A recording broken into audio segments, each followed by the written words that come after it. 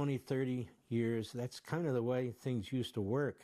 Remember Senator Lieberman not that long ago, Scoop Jackson, Moynihan, people like that.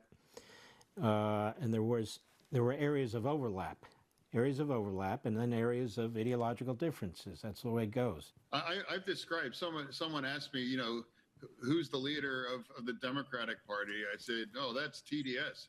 That's Trump derangement syndrome.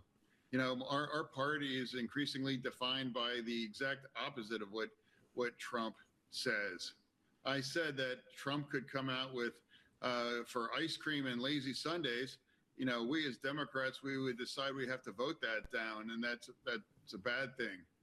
Now, I always agreed I'm going to follow what I think is right. Now, for me, every single Democrat should be fully supportive of Israel. That's the one nation in the region that has the kinds of values and then the kinds of